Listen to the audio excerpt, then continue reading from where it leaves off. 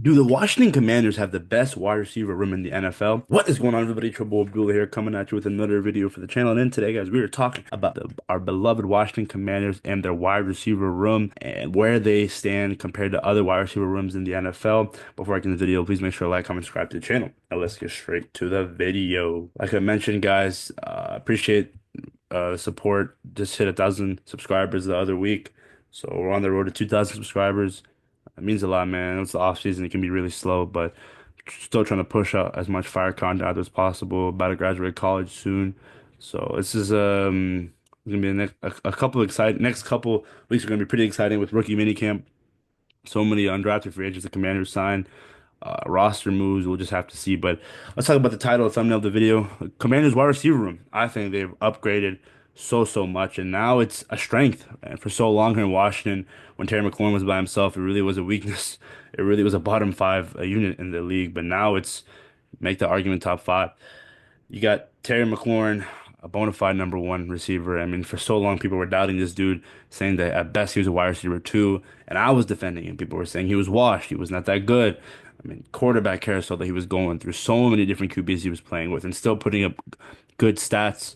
And now that he had a true number one quarterback in Jaden Daniels in his rookie year, JD5 and Terry McLaurin established that connection. So you got a wide receiver one, Terry McLaurin, and I get it, he's getting up there in age, but he's still putting up really good numbers, and he's still a guy that can definitely be in that top five, top seven wide receiver category, in my opinion. I mean, at one point there was a debate between CeeDee Lamb and him. I think CeeDee has got the edge just because, again, the targets that he's getting is just unmatched to what the offense is catered towards Terry McLaurin. I mean, towards the CeeDee Lamb, but now we're bringing wide receiver number two. You trade for Deebo Samuel. And I think he's look in shape. You can see some of the workouts that he's done. I think he looks way better now compared to where he was at right before the offseason started. I think you pair him with Terry McLaurin. You give Terry McLaurin his best wide receiver two that he's played with in his career, Deebo Samuel in 2021. I think his best year and had a down year with the San Francisco 49ers this past season. But if you think about it, those stats that he had still would have been wide receiver two for the Commanders. And this past season, wide receiver two for the Commanders receiving yards was Zach Ertz. So it just goes to show you need as much wide receiver help as you can get. So you pair up Terry McLaurin and Deebo Samuel, a good 1-2 punch.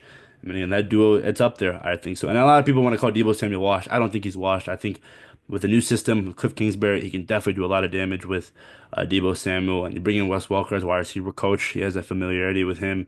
Adam Peters was the reason why they drafted Deebo Samuel in San Fran. So a lot of familiarity there. And I would love trading for Deebo Samuel for a fifth round pick as well. And if you think about it, that fifth round pick was in this draft class. So if you really put it in more context, the Commanders drafted Deebo Samuel this past draft, if that makes sense. But yeah, you get Terry McLaurin and Deebo Samuel as your 1-2 punch, and I love him. That's a good duo. It really is because at the end, defenses are going to be on their heels whether they should focus on the deep route or Terry going deep on a go route or Deebo Samuel taking you to the house on a jet sweep. And I think he's going to be really effective. And I think he's really going to have a good year here in Washington. Cliff Kingsbury is going to be able to use him in so many ways, a gadget, as you could say. You can use him in the run game, passing game.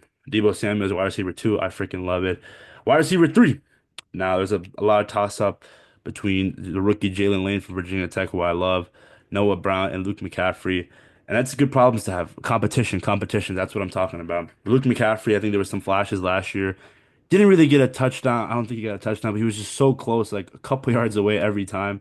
But I think as a late round draft pick, he showed up and he's been really reliable hands wise.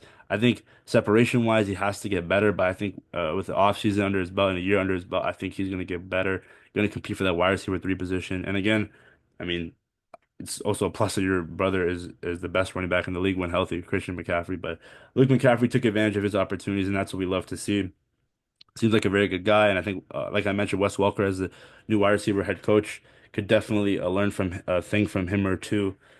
Again, with I think 6'2" Luke McCaffrey, so bigger than Wes Welker. So I definitely think Luke McCaffrey's gonna have a bigger role in 2025. And it just goes, this just all comes down to the competitiveness in the wide receiver room. Who's gonna want it more? Who's gonna fight for that wide receiver three position? And then the next guy I'm gonna talk about is Noah Brown. Noah Brown is a guy who you signed last offseason when you trade Jahan Dotson and you get him off waivers. It was a really good pickup, but and again, he caught that Hail Mary for the win against the Chicago Bears, which was amazing. But injuries, man, injuries. The one thing I always say about in sports, the one thing I always like to talk about when it comes to ability to play is availability, and your best ability is availability. I know it's a cliche, but it's probably it's the most valid cliche in all of cliches. Noah Brown going down with that. I think it was something with this. I think was it like ribs or something? I forgot. It was some type of injury, and that kind of hindered his season. But there were some games where his hands were going to be were pretty inconsistent, but I think when healthy, he can still be that wide receiver three. And now he doesn't have to worry about being wide receiver two. Now you got Terry and Deebo who are going to be that Kobe and Shaq of the wide receiver room. Now you can worry about being wide receiver three. You compete with Luke McCaffrey. And the next guy I mentioned, Jalen Lane, a speedster out of Virginia Tech, ran a 4.35. Didn't produce a lot of Virginia Tech, but that was due to the quarterback play. I went to a lot of the games. Quarterback play just wasn't that good. It was very inconsistent. It was kind of similar to Terry McLaurin his first couple years in Washington, just a quarterback carousel here in Blacksburg, Virginia, these past couple of years. But transferred from Middle Tennessee to Virginia Tech is very, very fast. A speedster and can definitely be used in the kick return game and punt return game. I think that's where he's going to make his mark. I think you put him in special teams as a returner and you lay the duties off of Austin Eckler, who can just focus on being a running back, which is good. Um, but Jalen Lane, I think he's a stud. I really think he's a stud. Cliff Kingsbury's gonna love using him in jet sweeps, in motion, screenplay, and you pair him up. You put him in a room where they can learn from Terry McLaurin and Deebo Samuel. Again, it's just the young guys learning from the mentors is what we love to see. So definitely Jalen Lane could be competing for that wide receiver three role.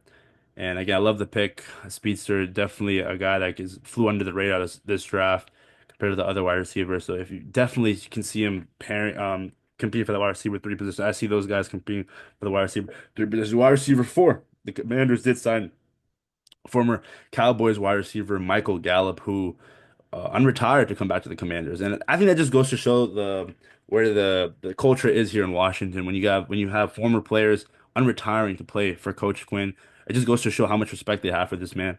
And before he got hurt, I think he had 1,000 yards at one point of the season as a wide receiver two for Dallas.